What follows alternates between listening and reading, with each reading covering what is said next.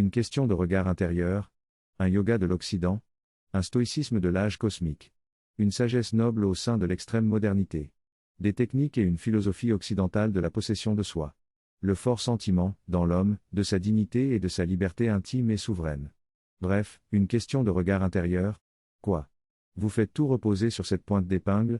Oui. Et votre modèle? Ce serait quelque chose comme Marc Aurèle cosmonaute? Quelque chose comme ça, en effet. Quand nous aurons une civilisation?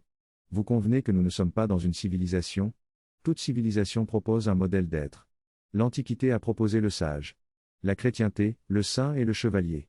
Le Japon le samouraï, l'Inde le yogi. La Renaissance a proposé l'honnête homme. Et l'Angleterre, hier encore, proposait le gentleman.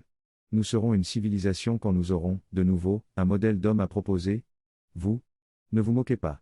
Mais je sens venir ce modèle. Voici l'homme. L'homme puissant, capable de dominer la terre, les choses, sa propre nature et le destin. Je sens dans l'homme l'infinie puissance en puissance. Un pas de plus, et vous me parlez du surhomme? Je vous en parle. Il faudra bien un surhomme pour le surmonde. Un pas encore, et vous n'invoquez plus que la volonté de puissance?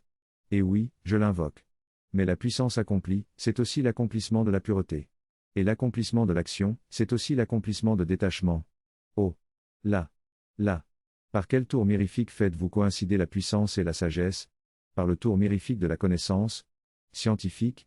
Écoutez, nous possédons des modes de connaissance oubliés, négligés. Nous les prenons pour des fossiles. Mais non. Ce sont des hibernants. Il faut aller les chercher dans nos profondeurs et les y réchauffer. Oui, nous devons réchauffer nos modes. De connaissances intuitives, poétiques, symboliques, spirituelles. Nous devons les nourrir avec le même soin que nous apportons à la raison, et avec la même espérance qui nous pousse à activer nos facultés supérieures. Supérieures? J'ajouterai, nous devons abolir l'idée de hiérarchie entre nos modes de connaissance. Notre grande affaire, maintenant, c'est passer du savoir du savant à la gnose de l'homme total. Alors, nous apprendrons comment coïncident la puissance et la pureté. Et vous pensez que nous allons vers cela? Je me moquais des jeunes chevelus, tout à l'heure. J'avais raison. Mais enfin, ils témoignent que des courants spirituels traversent ce monde scientifique et technique. Et même dérisoires, mal adaptés, ces courants annoncent la fusion des modes de connaissance. Et le temps de Marc Aurèle cosmonaute, ou quelque chose comme ça? Donc, vous êtes optimiste? Je ne suis ni pessimiste ni optimiste. Je porte au monde de l'attention. Une attention pliante, qui me le dévoile non comme une machine dévorante, mais comme un organisme utile à la montée de l'esprit. Que signifie, une attention priante?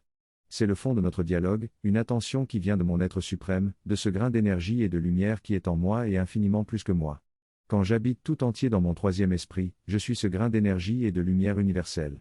J'éprouve cette allégresse d'exister dont parlait le vieux pianiste Rubinstein. Je sais que cette allégresse n'est pas sans raison.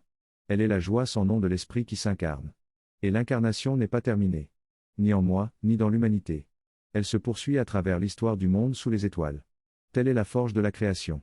Et chacun de nous, en son troisième esprit, comme Anna, 92 ans, se sent le gardien du feu de cette forge.